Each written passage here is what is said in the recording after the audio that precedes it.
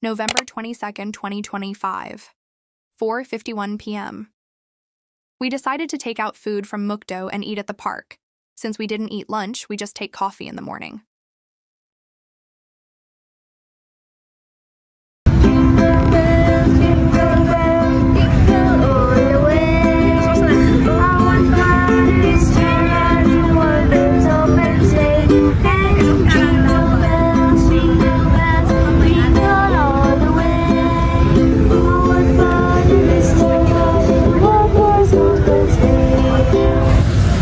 Hi guys! Dinig nyo bang aking boses? So time check natin, 5:37. And paus na ang iyong lingkod. Kasi nasobrahan sa concert. So ngayon, andito kami ngayon sa Burnham. Ayan. Kasama ko si Winnie. Wala si Amaris kasi napupoops kaya nag-CR. Wala lang, live update lang mga kaibigan. So kakatapos lang namin nag-food. So kain upo-upo lang kami dito. So lamig ngayon. Hindi ko lang alam kung ilan yung temperature pero malamig talaga. Kaya ako naka-jacket. Siguro nasa konto, 16. Mga 16. Naglalaro sa 16, 17, 18, 19, 20. Charot. Basta yun na yun. So, ewan ko ba kung bakit ganito ang aking boses. Wala naman akong sipon, wala akong upo. Pero yung aking dito, parang may nakalagay na nakabara. Ganun. So, that's it. My update sa aking vlog. Uy, ang daming lamok! Dami nga dyan sa taas mo. Oh my God. Oh my God, naka-block kasi tayo. Okay, so andito si Amaris. Total lang. Tumae siya. Hala! Erisam! Kasi kanina pa hindi mapigilan yung kanyang puwet. So ngayon, nagpapalipas lang kami ng oras para sa ganun ay hindi masyadong pila sa paradahan. Yun ang struggle ngayong mga November, December. Dito sa Baguio, sobrang matraffic. Sobrang, pila sa mga lahat ng sakayan. Kasi, ngayon mo madadama bang Tagalog? Ngayon mo mafe-feel yung pine breeze. Pine breeze? So many lamok. Yung lamig ng Baguio. Kasi pag mga ibang months like July, June, mainit guys. Ngayon, mainit pag daytime pero pag ganitong oras, talagang malamig. Malamig guys. Ngayon yung start ng lamig ng Baguio until first week of March or last week of February sa Panagpenga. So that's it. Ayun. So hindi pa siya update pala sa Burnham. Ayan. Medyo may harang yung Burnham Lake kasi nga nire-renovate nila. And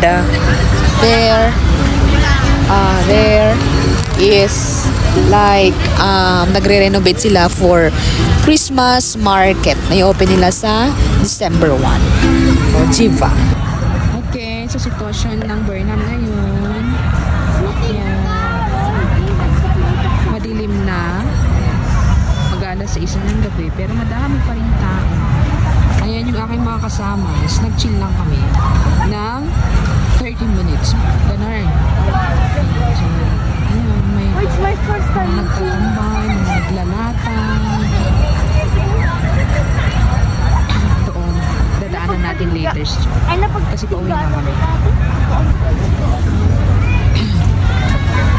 So, papunta na tayo sa may biking area.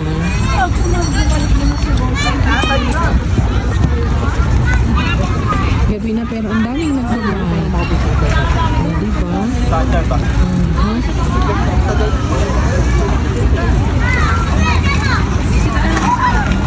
Charan! So, ang ganda mag-bike kasi nga malamig. Diba? Yung isa sinasabay ng anak niya. Ako nag-jogging.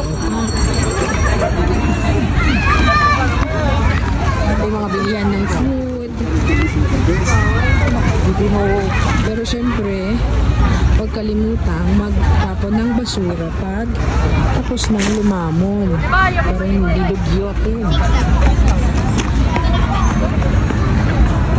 Mga kasama ko. Ayan.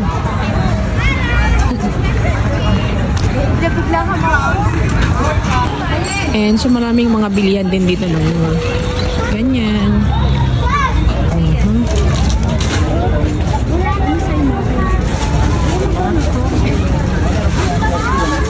Ice cream sa gabi.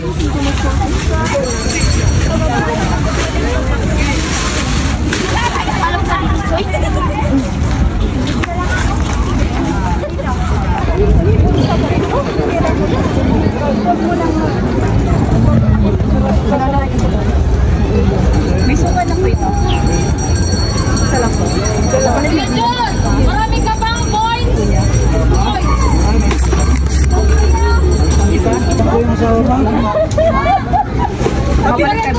Pati ba si Celsa, pare? Huwag naman na si Celsa.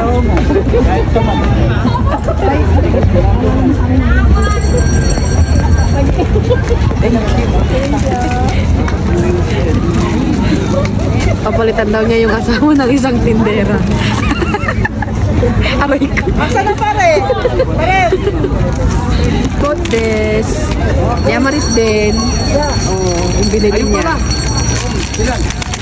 Paggabi na naman ang babaita. Ang gustong-gusto niya. Naadik na sa gabi. Kami na! Saan yung may points? Hey guys, so dito po ngayon sa Harrison. So, akyat tayo. Kasi nga, sobrang pila.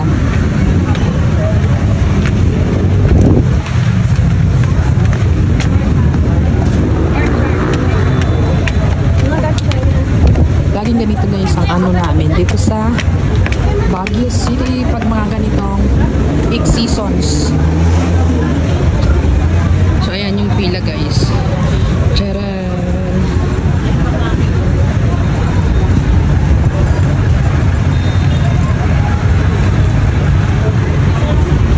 Diba? Hanggang dito sa may overpass guys. Paikot pa doon. Pero hindi na natin pupunta. Papakita ko lang sa inyo. Ayan siya. Harrison Road. Yung sa night market.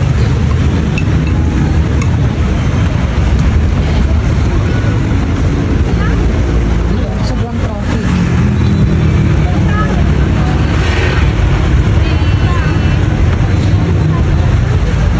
Pati tao na traffic mo.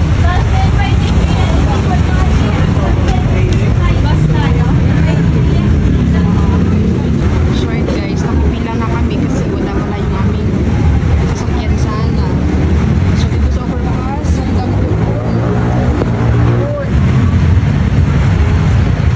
guys, yung aming sakayan sa may puso, diba? Bongga. Ganito talagang struggle pag peak season dito sa Baguio City. Kasama ko sila. Yung second ngayong araw na to na test of patience. Test of patience talaga. Kasi kanina nung papunta kami dito, sobrang matraffic. Parang isang oras yata kami sa kalsada. Kasi nga, yung mga dadaanan namin is ano tawag dito, sa may Christmas villages. Ngayon naman, ay sobrang pila dahil. Picture mo lang guys. Sobrang pila naman guys. Kaya, patience is a virtue. Charing. Oh my Jesus. Alright, so nag-move na sa wakas kasi may